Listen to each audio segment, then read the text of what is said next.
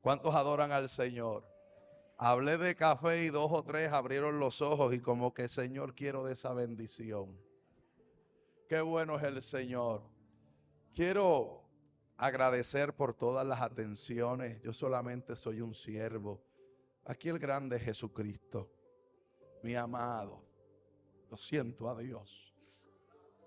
Vuelvo y repito, ¿cuántos están preparados para llorar hoy? ¿Cuántos están preparados para llorar hoy? Qué lindo es el Señor. Yo le voy a pedir que usted se ponga de pie y vamos a buscar en las Escrituras un salmo muy conocido. Voy a hablar en esta hora. Venía, como dice el boricua, corriendo con Dios para llegar a este lugar por el compromiso. Yo amo predicar. Yo amo hablar de mi amado. Y mi amado es hermoso. Y yo quiero que usted vaya conmigo a un capítulo de la Escritura. Y vamos a considerar específicamente, oh, te adoramos Dios, el Salmo 42. Salmo 42. Mientras usted busca las Escrituras, también saludamos en nombre del ministerio Mersud, ministerio evangelístico reclutando soldados en el último tiempo. ¿Cuántos saben que Cristo viene? ¿Cuántos estamos listos para irnos con el Señor? Qué bueno es el Señor. Qué bueno es el Señor. Qué bueno es el Señor. Qué bueno es el Señor. Qué bueno es el Señor. Puede alabarle. Puedes adorar al que vive. Puedes adorar al que reina. Puedes adorar, puedes adorar, puedes adorar, puedes adorar. Puedes adorar al que vive, puedes adorar al que vive, puedes adorar al que vive, puedes adorar al que vive, puedes adorar al que vive. Todo lo que respire, alabe a Jehová. Todo lo que respire, alabe a Dios. Todo lo que respire, alabe su nombre. Todo lo que respire, alabe su santo y bendito nombre, porque Él es bueno y para siempre su misericordia. Oh, te exalto, te alabo, te bendigo. Tú eres especial, amado mío, amado mío, amado mío, amado mío, amado mío. ¿Cuántos le alaban? ¿Cuántos le alaban? ¿Cuántos le alaban? ¿Cuántos le adoran? ¿Cuántos le adoran? Porque Él es bueno y para siempre su misericordia. Y dice la palabra del Señor, honrando al Padre, al Hijo y al Espíritu Santo. Y la iglesia que va al cielo dice amén. Salmo 42, versículo 1 y 2. Como el ciervo brama por las corrientes de las aguas, así clama por ti, mi Dios, el alma mía. Mi alma tiene sed de Dios, del Dios vivo. ¿Cuándo vendré y me presentaré delante de Dios? Padre, en esta hora venimos delante de ti para adorarte, para bendecirte, para exaltarte. Sé que tú tienes el control absoluto de todas las cosas. Y en esta hora hemos venido delante de ti, atamos, cancelamos, arruinamos y deshacemos todo espíritu inmundo, territorial, bajado de rango. No puede moverse, no puede manifestarse, no puede operar. Porque esta es tu iglesia y nos escondemos en el secreto de tu mano. Y te pedimos, Señor amado, que nos des la capacitación y la preparación para oír lo que nos tienes que aconsejar, porque queremos agradarte, queremos agradecerte.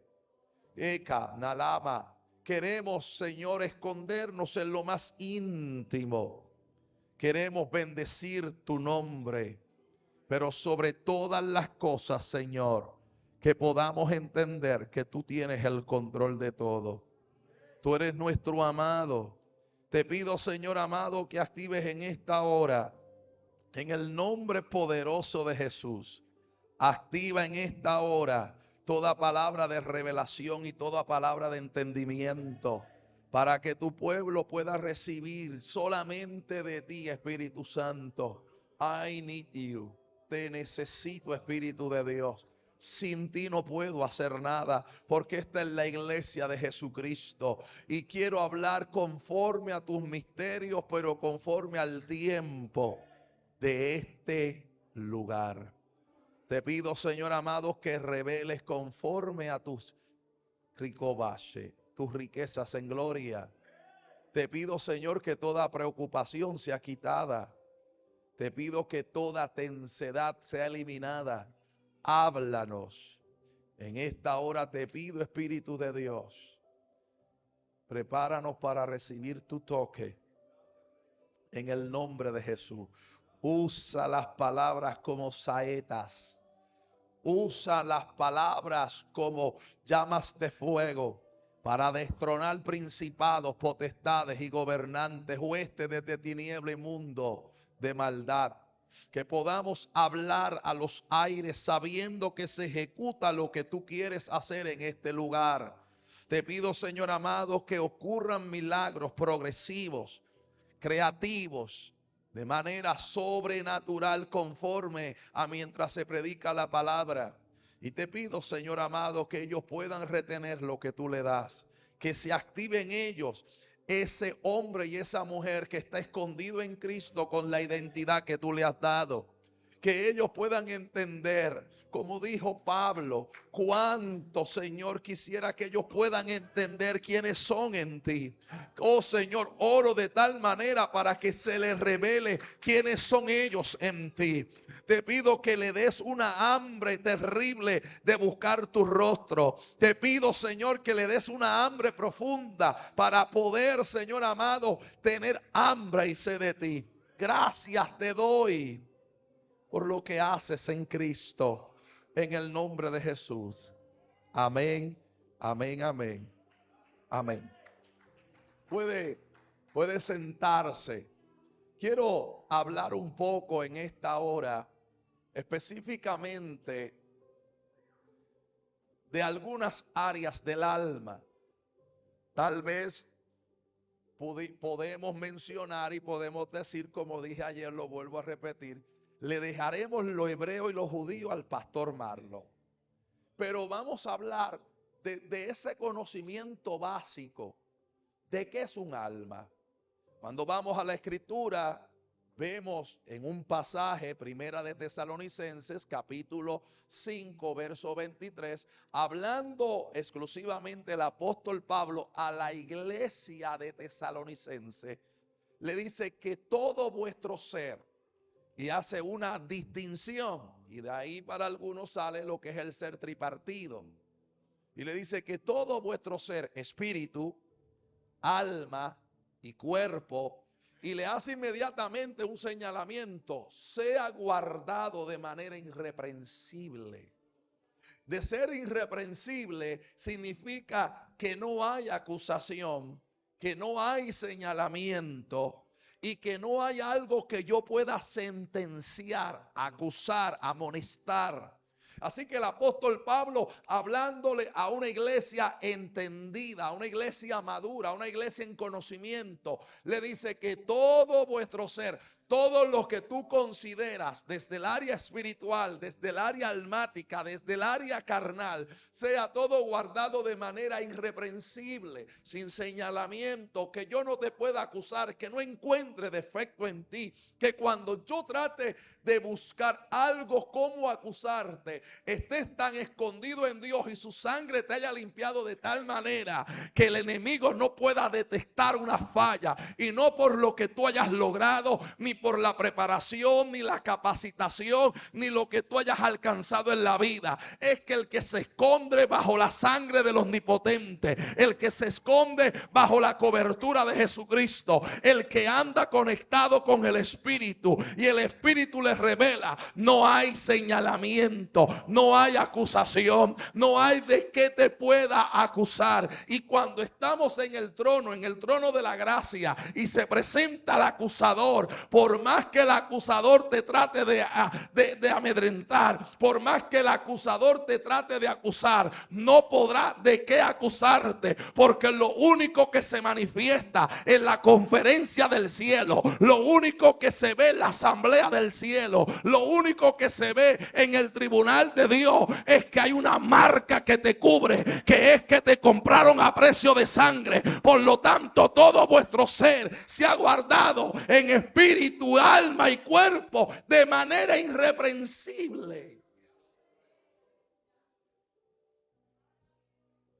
Pero nosotros estamos muy ligados a las emociones.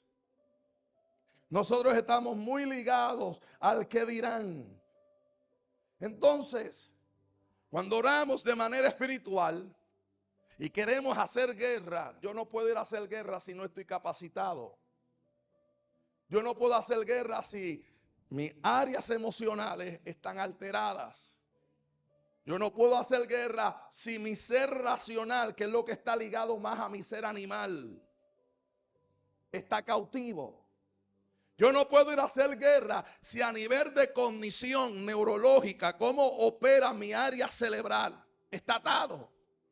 Yo no puedo ir a hacer guerra si mi físico está alterado. Sobre todo, no puedo hacer guerra si almáticamente estoy desconectado.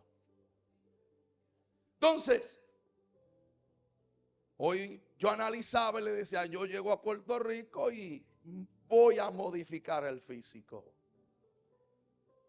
Y te hablo de esto para que tú veas cómo uno va evolucionando.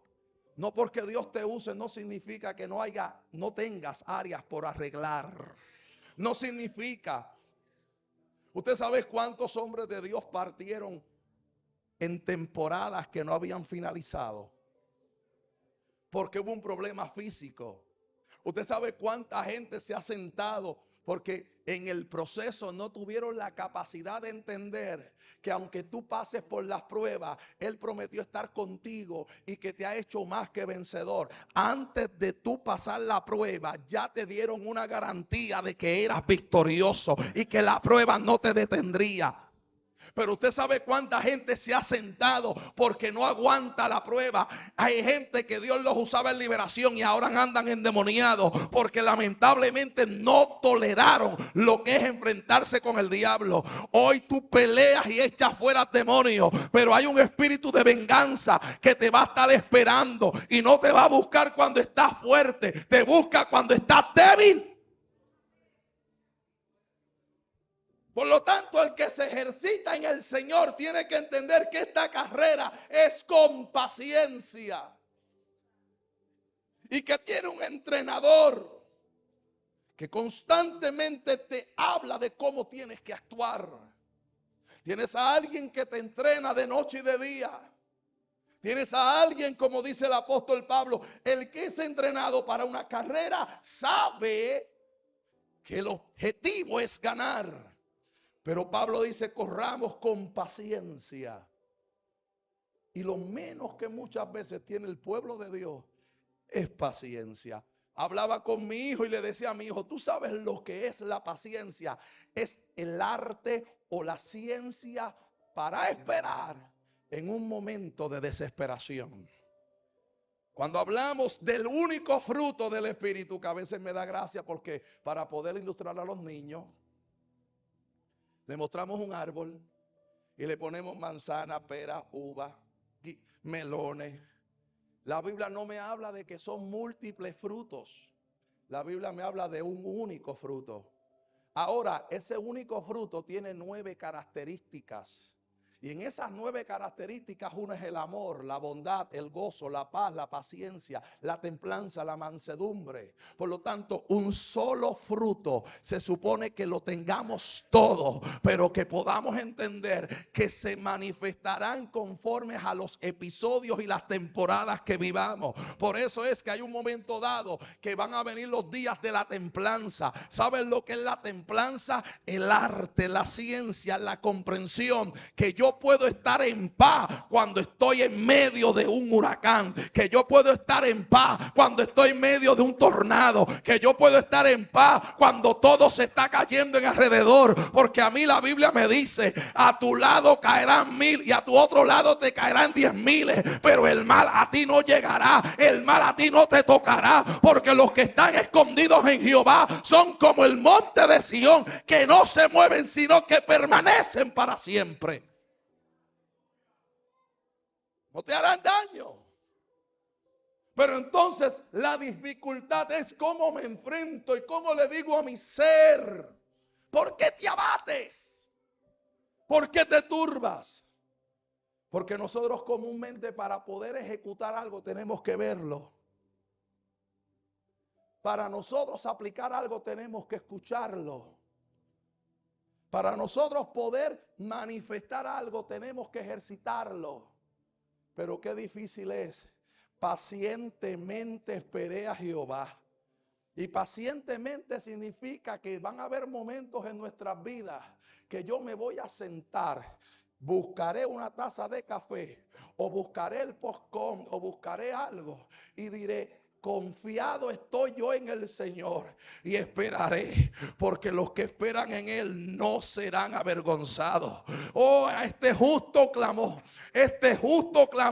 y el oído de Jehová se inclinó para oír lo que decía uno de los justos. Y yo te pregunto: ¿habrá en este lugar alguien que sea justo?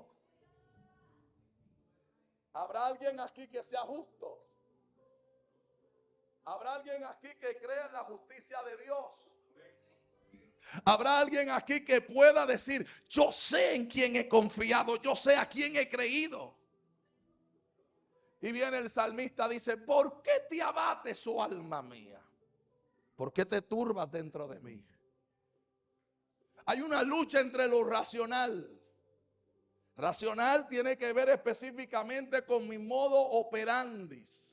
La forma como veo las cosas, la realidad de los eventos, racional. Lo que está ocurriendo, cómo lo veo, cómo se aplica, cómo actúa, lo que veo, la realidad de lo que hay. Racional, el ser humano es racional, pero la Biblia me enseña que nada racional puede operar y moverse en lo sobrenatural. Pero eres tan racional porque eres humano. Nadie te está quitando la realidad de tu problema. Y ahí es donde Dios opera. Lo racional me dice: estás enfermo. Lo racional te dice que estás pasando por una prueba de desesperanza. Lo racional te dice que estás pasando por escasez. Lo racional te dice que cuando te hicieron los laboratorios nacieron condiciones que jamás pensaste que estarían. Pero hay un documento que dice que el resultado es cáncer. El resultado dice que perdiste un contrato. El resultado, lo racional me hace entender lo que ocurre. El problema es cuando lo racional se turba y comienza a escuchar voces que no son de Dios, y comienza a creerle a las voces que no son reales. Lo racional está ligado a tu ser carnal. Lo racional. Pero lo sobrenatural no opera con la razón del hombre. Y dice la palabra en el libro de Isaías, claramente dice: el hombre inspirado y guiado por el Espíritu te lo dice de esta manera: mis pensamientos no son vuestros pensamientos. Mientras tú tienes unos pensamientos racionales limitados que están tuquiste, que están limitados porque son temporales, viene Dios, le dice al profeta: tus pensamientos son pensamientos limitados, pero los míos son altos, más allá de lo que tú puedes llegar. Y Dios te está diciendo, como le dijo a Jeremías: mis pensamientos son pensamientos de paz que tengo contigo. Y tú estás pasando por la prueba, y tú estás pasando por la calamidad, y tú estás pasando por la escasez, y Dios te dice: mis pensamientos son pensamientos de paz. Son pensamientos para tu bien. La gente le encanta decir ese capítulo, ese versículo de ese capítulo, pero no han leído lo que pasó allí. Y en ese momento Dios usa al profeta y le dice: dile a esta generación que ha sido tomada y ha sido llevada cautiva, dile que estarán 70 años allá. Dile que van a tener que comprar casas allá. Dile que se van a tener que casar en tierras de los de Babilonia. Dile que tendrán hijos y que tendrán nietos y que se multiplicarán allá. Y dice: y oren por la paz de esa ciudad. No dijo por Jerusalén. No dijo por la tierra donde caminaría Cristo. No dijo: oren por la tierra de Babilonia, para que tu estadía en ese lugar estés en paz. Y ahí es donde viene el profeta y dice: mis pensamientos son pensamientos de paz. Y tú dices: varón, ¿y qué paz debo tener yo si he sido llevado al cautiverio y he sido exiliado de mi tierra? Dile al que está al lado tuyo: no es lo mismo en los días de hoy. No es lo mismo con lo que tú estás viviendo. Tuviste que dejar a tu patria para venirte a una tierra extranjera porque buscabas tal vez un sueño. Tuviste que dejar tu familia, tu parentela, y llegaste a un lugar que tal vez no esperabas que ibas a llegar. No estaba en tu mente, no estaba en tu corazón, no lo tenías tú dispuesto. Y Dios te viene a decir hoy: mis pensamientos son pensamientos de paz, y te voy a prosperar donde jamás pensaste que ibas a prosperar, y te haré multiplicar donde jamás pensaste que te multiplicaría, y voy a ensancharte donde jamás pensaste que ibas a ser ensanchado, porque los que están escondidos en la mano de Jehová, no hay quien los pueda tocar. Los que están escondidos en la mano de Jehová, no hay diablo, ni demonio, ni imperio demoníaco que pueda tocar los que están escondidos en la mano de Jehová. Ahora, hay un secreto profético cuando Dios le habla a Jeremías. Y Dios le habla a Jeremías y le dice: te he llamado en un tiempo de dificultad y dices que eres niño. Se pensaba, según algunos teólogos, que podía haber tenido 15 a 20 años cuando fue llamado a un ministerio profético, descendiente de familiares, que podía tal vez haberse quedado con el deseo y las ganas, pero no ocurrió, porque tenía la descendencia y cumplía con los criterios para ser sacerdote, y no lo ejerció. Pero viene Dios y le dice: te he escogido en un día, en un tiempo difícil. No me vengas con la excusa que eres niño. No me vengas con la excusa que no puedes. No me vengas con la excusa de tu realidad, porque tu realidad no afecta el proyecto divino y no afecta la dimensión de lo que Dios hará en lo sobrenatural. No me des una excusa de que yo, Jehová, no puedo. ¿Qué ves? ¿Qué oirás? ¿Qué ejecutarás? Pero el secreto del ministerio de Jeremías comienza con unas palabras básicas: arruina, derriba, destruye y arranca. No puede haber un proceso de sanidad ni de liberación si tú no deshaces las obras de las tinieblas. Si tú no arrancas argumentos. Yo hablaba esta mañana en otra iglesia y predicaba en un tema que está relacionado. Cuando dice que mientras tú miraras a él, nadie sería avergonzado. Salmo 34. Los que lo miraron no fueron avergonzados. Pero lo increíble es que cuando yo voy a pasar por un proceso de sanidad y liberación, yo tengo que reconocer qué es lo que está plantado. Y muchas veces hay algo que se llama argumento. Y los argumentos están relacionados a las conductas. Y las conductas no tienen que ver nada con demonios. Hay gente que quieren que Dios los liberte cuando es una decisión de cambiar la conducta. Por ejemplo, hay gente que está amarrado a la adicción, a la droga, a la pornografía. Y Dios expulsa, saca, arranca, derriba y deshace todo lo que es un andamiaje demoníaco relacionado a la adicción. Pero eso no significa que Dios te diga, ahora eres libre completamente y sigue como si nada. No, ahora hay un proceso de cambio. Y el proceso de cambio ya es conductual, no es espiritual. Como es conductual, ya no puedes caminar por donde caminabas antes. Ya no puedes hablar como hablabas antes. Ya no puedes ver lo que veías antes. Ya no te puedes comportar como te comportabas antes. Y eso no tiene que ver con demonios. Eso tiene que ver con asimilar que hay una conducta en mí que la tengo que erradicar. Pablo decía, hasta que sean destronados todos los argumentos, todos esos andamiajes que el diablo te ha dicho, no puedes recibir un milagro, no puedes recibir una sanidad, no puedes ser libertado.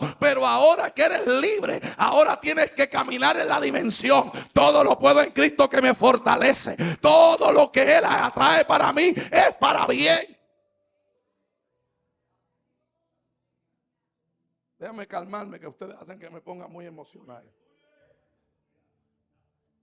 Por lo tanto, mis emociones se ligan a lo racional. Y lo racional ve que Pablo Millán tal vez en este viaje tuvo que haberlo cancelado y no lo canceló. Solamente 2 personas, 3 personas saben lo que pasó.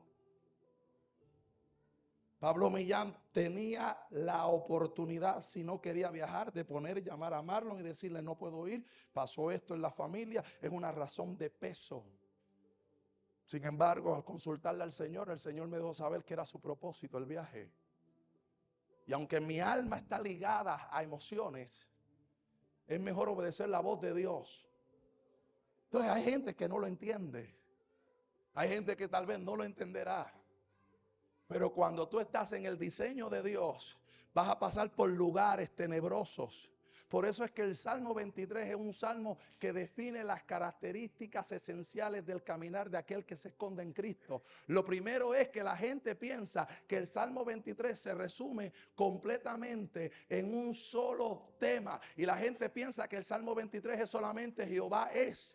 No, Jehová es mi pastor. Ya tienes un nombre de Dios. Jehová es mi Rafa. Jehová es mi Adonai. Jehová es mi Teniqueniu. Jehová es mi Shalom. Por lo tanto, se cree que en el Salmo nada más 23 hay entre 7 o 8 nombres del nombre de Dios que te provee para que tú entiendas que desde el principio te dijo, el autosuficiente. Eso significa lo que tú y yo conocemos como Jehová. El autosuficiente que va a suplir toda necesidad de la cual tengas carencia, para que entienda que en el momento que vengan los enemigos, Él no te va a quitar los enemigos, porque entonces ¿cómo te puede poner en alto? Hay momentos que tienes que entender que tienen que hablar de ti, te tienen que difamar, se tienen que levantar en tu contra, para cuando venga el momento de Dios y te siente en mesa y te unja y te dé a celebrar, la gente entienda, Él no podía, pero el que caminaba con Él lo guardó, lo protegió, lo bendijo, lo multiplicó.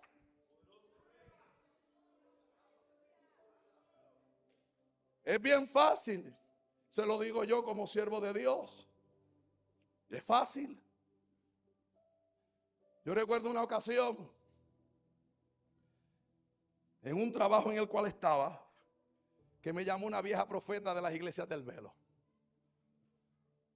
Y ella me dice, Pablo, dice el Señor, que al lado de tu trabajo hay un brujo que te está haciendo brujería. Eso fue un domingo. Un domingo. Lunes, llego a mi trabajo y me estaciono y le digo, Señor, ¿dónde está el brujo? Porque yo no lo había visto. Y me dice, al lado del edificio. ¿Dónde? Al frente tuyo. Yo me estacioné, aquí estaba el edificio. Al frente mío lo que hay un carro.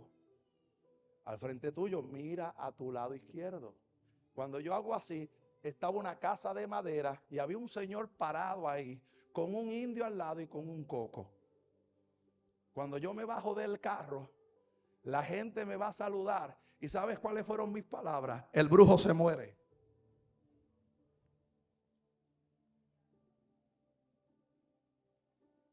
¿Sabe qué provocó esto? Que me llevaran a la oficina.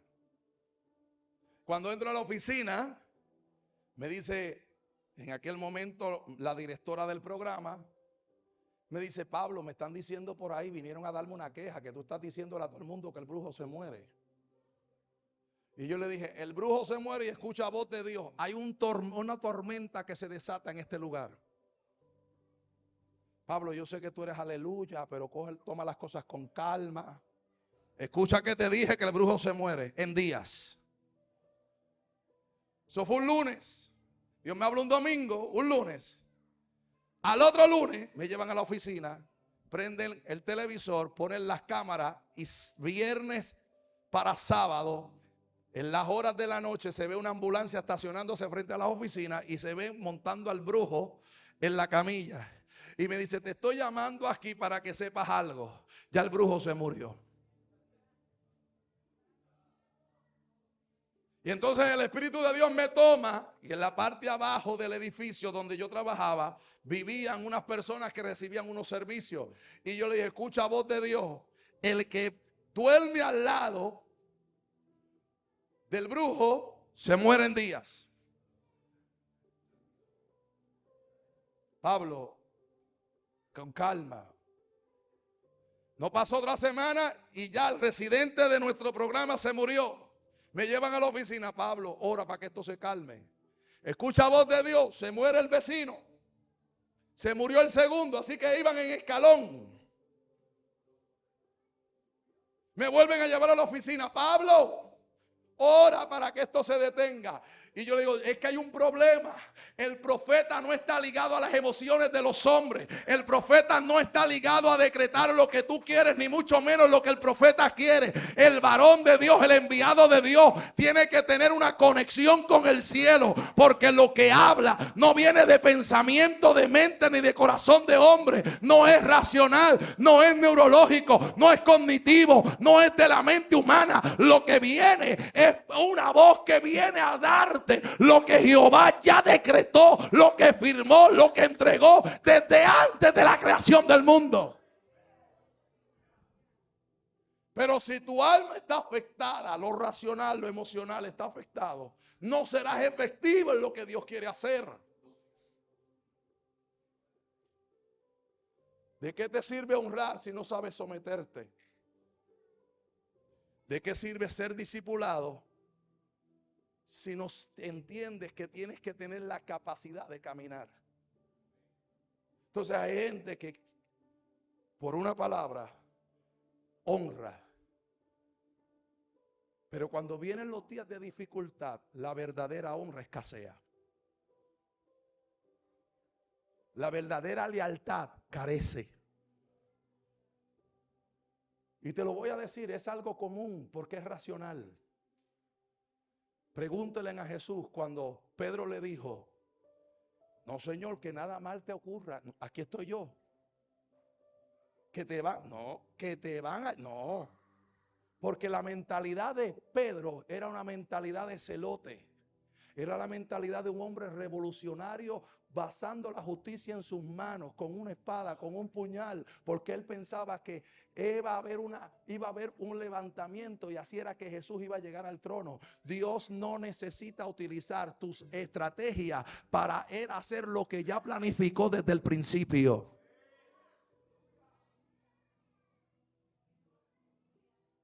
Ahora dile al que está al lado tuyo, sin evidencia no hay acusación. Ahora te voy a traer un ejemplo. Algunos han escuchado de la historia de Marcos. La han leído. Dice la Biblia, creo que es el nombre que le dan. Me corregirán ahorita por ahí los teólogos. Pero había un hombre que era el encargado, el siervo de Caifás, el encargado del sumo sacerdote.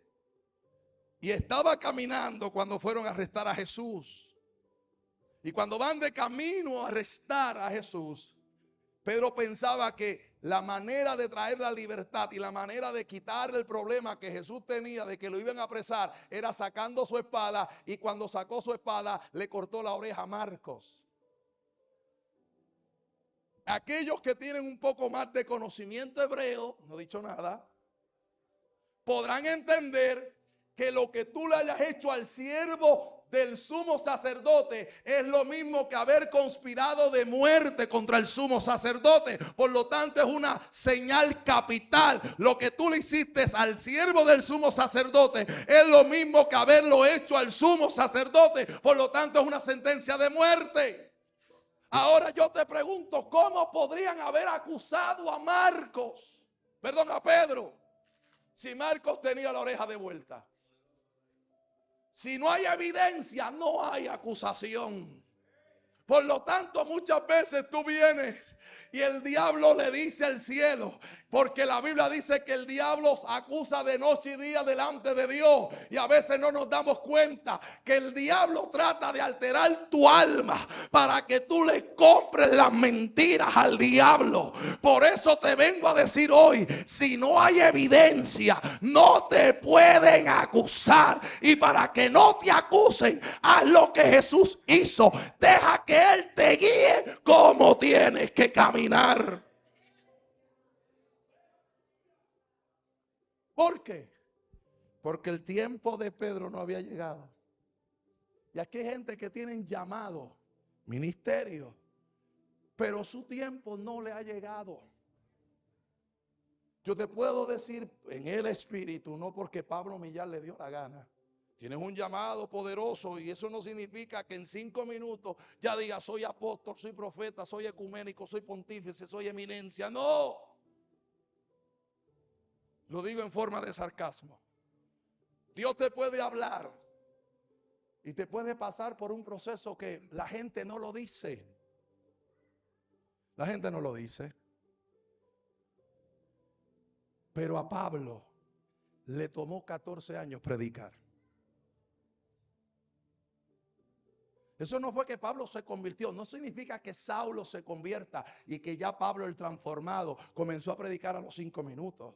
No, él pasó por un andamiaje de 14 años.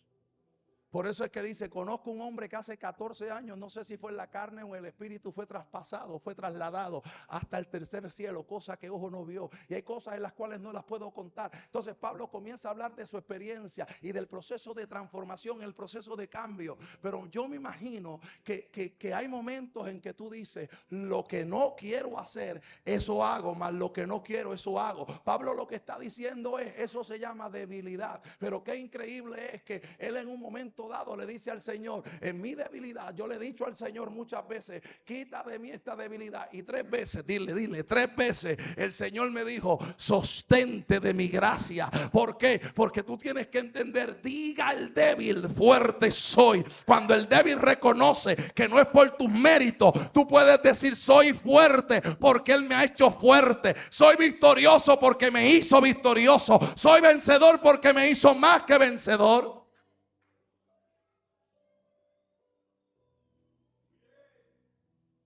Entonces, el salmista le está diciendo, alma mía, ¿por qué te abates? Una de las luchas más grandes que todo hombre y toda mujer de Dios va a tener es entender las dimensiones de lo racional, de lo emocional, de lo neurológico, de lo conductual. ¿Por qué? Porque van a haber momentos en que tú te vas a enfrentar a cosas que no tienen nombre.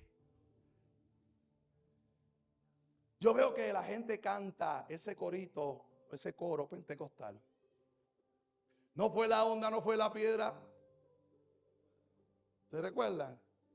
Dice la Biblia que David tomó 5 piedras Qué interesante ver que en la transición de la historia de David, David y su ejército en algún momento se enfrentan a 5 gigantes, pero te voy a hablar de uno que dice la Biblia que no tenía nombre.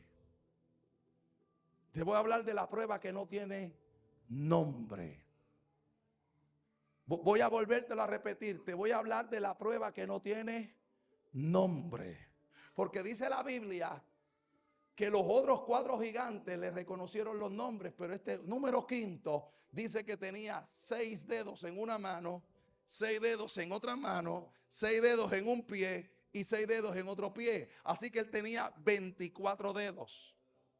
Y dice que como era algo así, le decían el gigante sin nombre. Hay pruebas que no van a tener nombre porque son tan fuertes que tú no encuentras por dónde atacarlas o cómo hacerle frente. Pero cuando tú estás escondido en el Señor, tú dices como el Salmo 91, el que habita bajo la sombra del Omnipotente, diré yo a Jehová, esperanza mía, castillo mío. Y se hace una pregunta, ¿de qué o de quién he de temer? ¿Por qué? Porque estás escondido. Cuando tú estás escondido en Dios, tú le puedes decir al alma, puedes estar triste, pero tienes que alabarle. Tú le puedes decir a lo racional, se ve difícil, pero aunque es una realidad, yo veré la gloria de Dios. Aunque el problema es que estés de cama, que estés sentenciado, aunque el problema es que es difícil, la realidad, lo racional es que le puedo decir, no sé cómo, ni cuándo, ni dónde, pero el Dios al cual yo sirvo, Él hará una proeza, Él hará un milagro, Él hará algo sobrenatural. No en mi tiempo, pero sí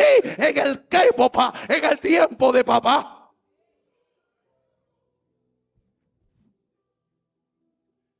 Por eso es que el salmista le dice, alma mía, ¿por qué te abates? ¿Por qué te turbas? Mire, a veces uno prepara bosquejos. Y yo creo que yo no he leído ni casi nada de los bosquejos que están aquí. Pero dile al que está al lado tuyo, he oído lo que tengo que oír. Quiero explicarle algo. Para que algo sobrenatural ocurra, se tiene que gemir.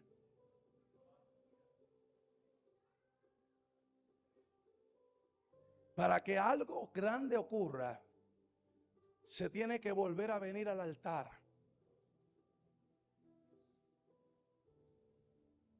Y la gente piensa que esta plataforma es el altar. Esto es un simbolismo de lo que nosotros reconocemos como el trono de Dios. Simbolismo. Pero el verdadero trono de Dios, aunque sabemos que está en el tercer cielo, en la tierra, está en el corazón de todo aquel que haya aceptado a Jesús.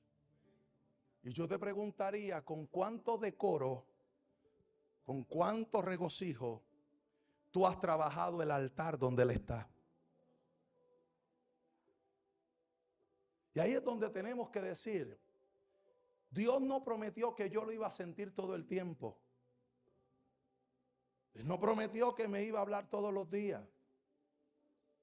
Él no prometió que cada vez que yo viniera y conectara al Wi-Fi iba a escuchar la voz de Dios hablándome y que yo le iba a devolver para atrás por el Wi-Fi. Tampoco me dijo que por medio del WhatsApp yo iba a estar whatsappeando. Ni tampoco me dijo que por más que utilizara la aplicación de Messenger, ahora como le quitaron a 2 o 3 el TikTok, pues ya algunos dicen, pues ya no es por TikTok, tiene que haber otra empresa que lo haga también. Así que independientemente, tienes que entender que van a haber momentos que Dios va a hacer silencio. Y leerás la Biblia y el Espíritu de Dios hará silencio. Y habrá momentos y tú dirás, pero es que mi alma se siente abandonada. Ahí entra la confianza y entra la fe versus la realidad. Porque la realidad te hace pensar que Dios te olvidó, pero jamás Dios puede abandonar lo que ama. Simplemente que cuando el maestro o el profesor está dando un examen, él tiene que hacer silencio en la prueba para que nadie pueda decir me copié porque me lo dijeron. Es que simplemente también el silencio es sanador, también el silencio es terapéutico, también el silencio es necesario. Y van a haber momentos en nuestras vidas que Dios va a probar tu fidelidad por medio del silencio. Van a haber momentos en tu vida que Dios va a probar tu silencio por tu honradez. Y van a haber momentos que Dios va a probar tu silencio porque tú te lo buscaste. Y voy a traer un ejemplo aquí que tal vez a 2 o 3 paren la trompa. Cuando alguien se enamora, ofrece lo mejor. Cuando alguien se decepciona, da lo peor.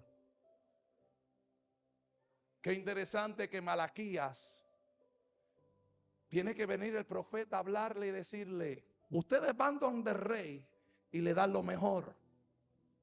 Van donde el rey y le ofrecen lo mejor.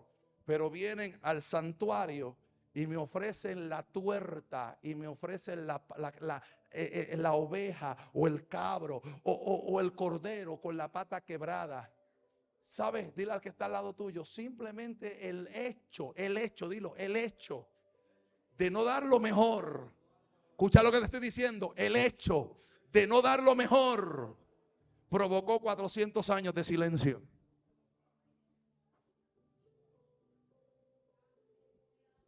Y la gente piensa que dar lo mejor tiene que ver con el bolsillo. Alaba que estoy sacando el... No estoy hablando de dinero, pero la gente todo lo ve así. Ya van a hablar de chavos. No. Lo mejor que tú puedes dar es un Dios te bendiga. Lo mejor que tú puedes dar es una sonrisa que irradie la luz de Cristo.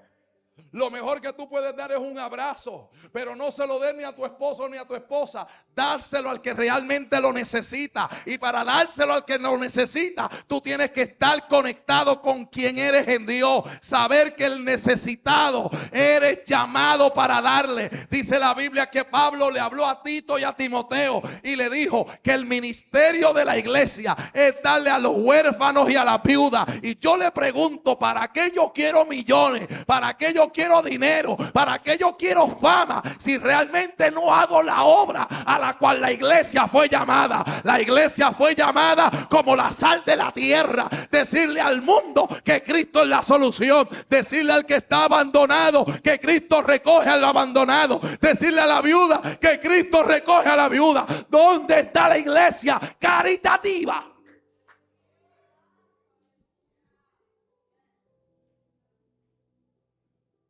¿De qué me sirve tener un sueño y una visión si en la visión no está honrar al Dios de la Biblia?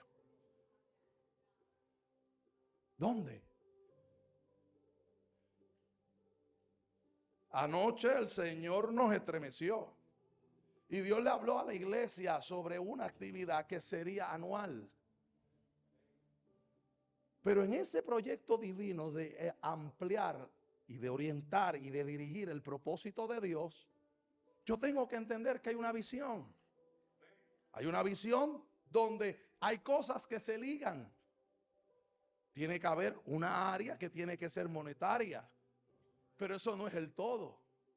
Hay una área que es la más importante, porque es aquella que rompe las cadenas cuando una iglesia entiende, tal vez no tenemos los fondos, pero tenemos el dueño del oro y de la plata.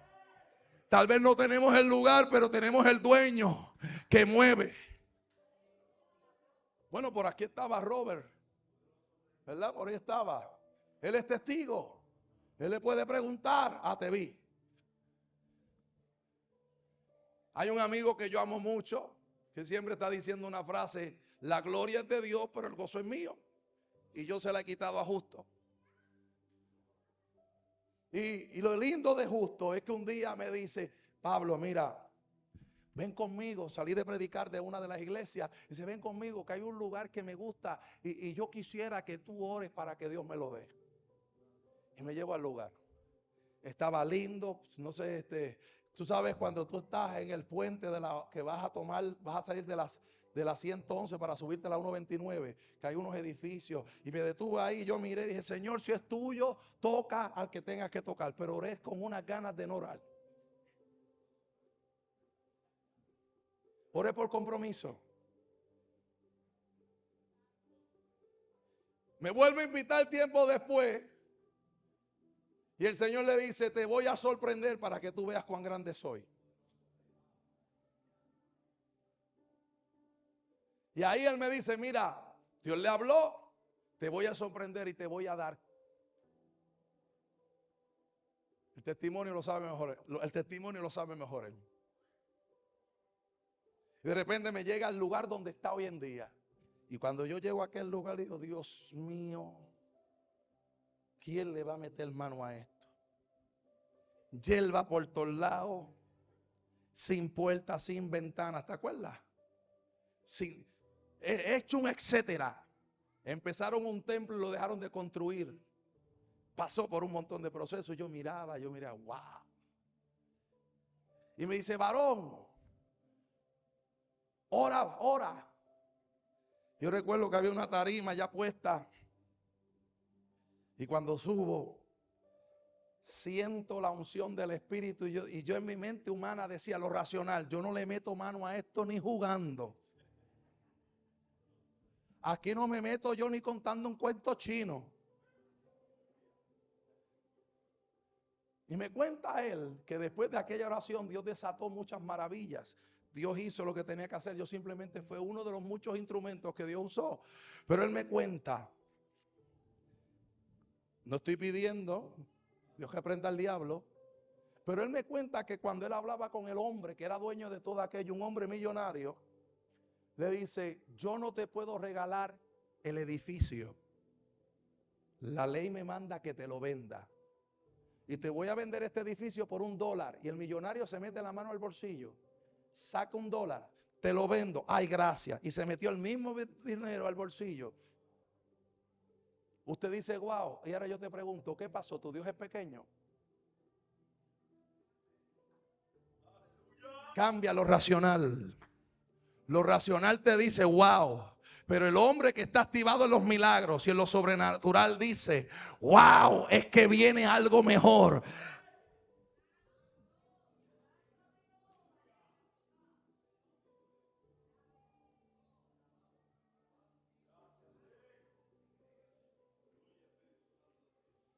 Cuando salí de la iglesia donde estaba predicando hoy, ahorita te voy a enseñar el mensaje, me escribe alguien.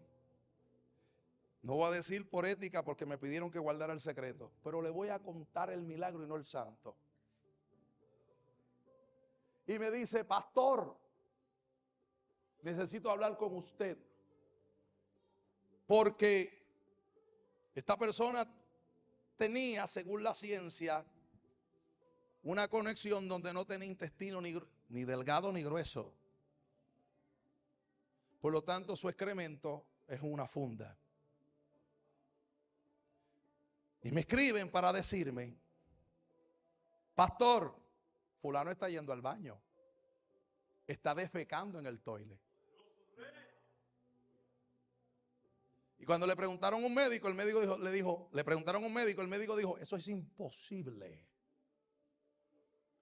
El hermano que me trajo tuvo que haber escuchado que yo recibí una llamada y hablaba con una amiga pastora a quien amamos mucho, a ella y a su esposo. Y como ella trabaja con ciencia, con medicina, yo le pregunto, necesito leerte algo y yo necesito que tú me digas, escuche, necesito que me diga la magnitud del milagro. Porque hay milagros que nosotros le damos tamaño. Dios te quitó de un catarro, fue un milagrito. Dios te dio 20 pesos, Dios te dio una bendición pequeña. Dios hizo que tal vez te creciera 1 pulgada más de pie. Y tú dices, Dios hizo algo grande. Si Dios levantó un muerto, dice, wow, terrible. Ahora te voy a decir algo, cuando Dios hace un milagro, Siempre se va a levantar una comunidad que va a querer matar al milagro y al que recibió el milagro. Porque no quieren que el que recibió el milagro testifique lo que Dios hizo. ¿Por qué te abates, oh alma mía? Espera en Dios. Hay momentos que Dios va a hacer el milagro ayer. Hay milagros que los va a hacer hoy y hay milagros que los va a hacer mañana. Pero aquellos que están escondidos en Dios saben y entienden que llegó la temporada de milagros. Llegó la temporada de sanidad. Llegó la temporada de lo sobrenatural, pero habrá alguien que quiera caminar con mi amado, que le tome la mano y diga: yo quiero vivir en esa temporada, yo quiero caminar en esa temporada, que aunque vea lo que vea, nada me desvíe la mirada de ti.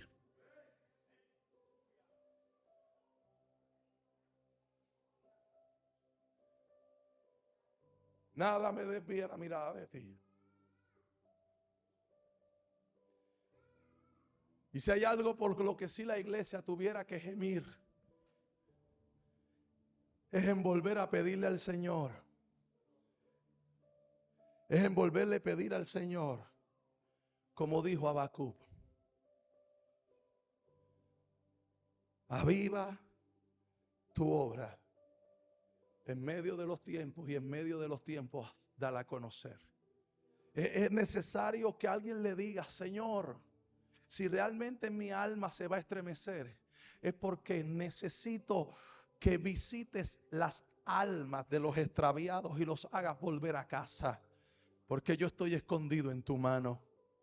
Dejemos la ñoñería y dejemos la ñoñera. Y yo sé que para algunas nacionalidades la ñoñera se refiere a gordura, pero para los puertorriqueños la ñoñería, además de darle cariño a alguien, también la ñoñería es alguien que siempre se está quejando, alguien que siempre tiene en su boca una queja, siempre tiene una réplica, siempre tiene algo en lo cual está diciendo: ¿y por qué Dios no sana? ¿Y por qué Dios no liberta? Dios quiere que te quiten la queja. Y si Dios va a llenar este campamento, tú tienes que entender que ya era para que tú seas líder y no para que estés sentado viendo cómo te sirven, porque Dios quiere usarte a ti de una manera especial, pero para usarte has tenido que ir en capacitación y tienes que entender: yo voy a ser uno de los que va a trabajar en el mejor ministerio de la iglesia. Díselo, díselo: yo voy a ser uno que voy a trabajar en el mejor ministerio de la iglesia. Pastor, ¿y cuál es ese ministerio? El ministerio del servicio. Pastor, ¿y cuál es el del servicio? Donde me necesiten, ahí estoy. Necesito a alguien que pase vacuum. Aquí estoy, pastor. Necesito a alguien que vaya con un chupón donde nadie quiere ir, con un submarino. Aquí estoy.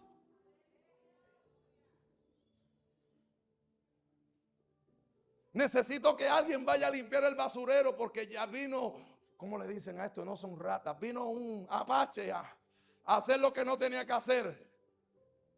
Mapache.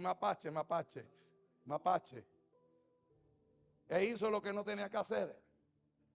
No, que yo vengo trajeado. Y el mejor ministerio del servicio es servir.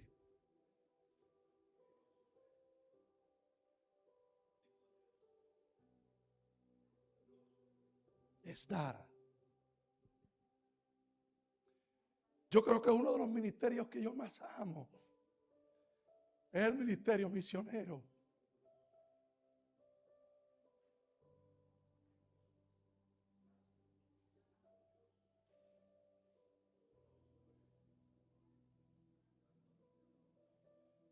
Nadie quiere ir a las repúblicas ni a las aldeas, pero dale las plataformas, dame los estadios. Cuando Dios me llamó, me dijo: en tu pastorado irás a las naciones.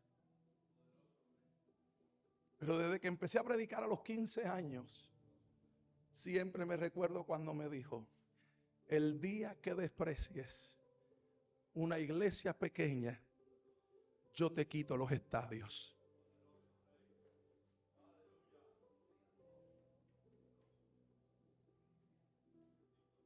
Hace una semana, mi familia pasó por una inesperada muerte. donde el misionero de mi familia, Dios se lo llevó.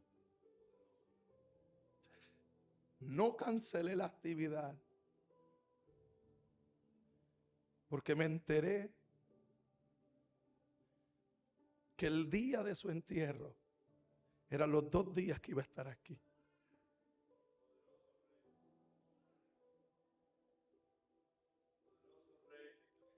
Un servidor sabe servir aunque esté dolido y herido. Yo sé que él está en casa y eso no me cabe duda. Tal vez me da tristeza porque él muy contento me enseñaba las imágenes de una iglesia en la cual él construyó en un lugar donde era barro con madera. No había varilla, pero la varilla era la madera.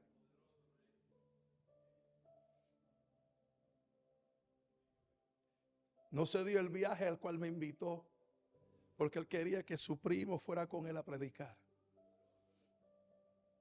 Siempre tenía una sonrisa. Pero si hay algo que admiro de mi primo, era que siempre estaba dispuesto a servir, no importando el rango, ni el puesto, ni el título. Sabía servirle a un niño como a alguien de cuello blanco. Él sabía servirle tanto a niños como a niñas, como a hombres, como a mujeres. Tenía la capacidad de saber discernir qué necesidad tenía cada cual, porque tenía el don del servicio. Y usted dirá, pastor, ¿por qué usted trae esto? Porque a veces hay gente allá afuera que sabe servir mejor que los de la iglesia. Gente que lamentablemente tiene un corazón dadivoso, que lo único que le falta es que Cristo los abrace, se rompan las cadenas, se deshagan las tinieblas. Y yo te vengo a decir, dejemos el orgullo y la vanidad y comencemos a servir. Porque si Dios va a hacer algo grande, que me encuentre haciendo así como sirviendo en su reino, bendiciendo al que necesita y dando de comer al que tiene hambre.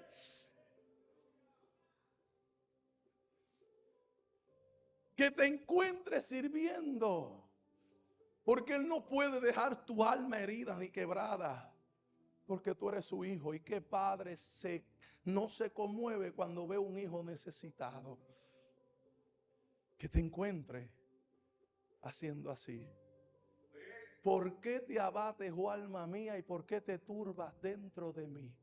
Espera en Dios, que Él hará. Padre, he predicado tu palabra. Y te doy gracias, Señor, porque en tu misericordia no estaba en mis planes. Fuiste tú el que deseaste, quisiste, porque yo no puedo hacer nada sin tu aprobación. Y en esa aprobación, no voluntad permisiva, sino voluntad perfecta, quisiste enseñarle a tu pueblo lo que es servir. Servir en todo, en quien soy, en mis bienes, en todo. Porque el expansimiento de esta casa no depende de la mente del hombre, sino depende del propósito y en tu diseño que está centrado desde la eternidad, por la eternidad, en la eternidad. Te doy gracias, Señor, porque el proyecto de crecer y multiplicar es lo que depende y hace que la iglesia se mantenga unida cada día más para poder crecer. Te doy gracias, Señor amado, porque cuando llegue el momento de mudanza, los mudarás en un lugar mucho más estratégico para que vengan de todos los lados, de oeste, de este, de sur y de norte. Te doy gracias, Señor amado, porque lo que tú estás haciendo es perfecto, porque tú te encargas, Señor, que mientras los enemigos están hablando, tú te encargas, Señor amado, de dar a entender tu bendición. Y cuando los hermanos de José cuestionaron el llamado de José, en el momento necesario, José les dio de comer. Te doy gracias por el José de esta casa. Te doy gracias por los hijos de esta casa. Te doy gracias por la iglesia que está en este lugar. Señor, honro tu nombre y exalto, reconozco lo grande y especial que eres. Te pido que bendigas a todos y que traigas sobre ellos bálsamo de misericordia. En el nombre de Jesús. Amén, amén, amén. Yo le voy a invitar a que todos vengamos al altar. Y vamos a hacer un clamor por la familia.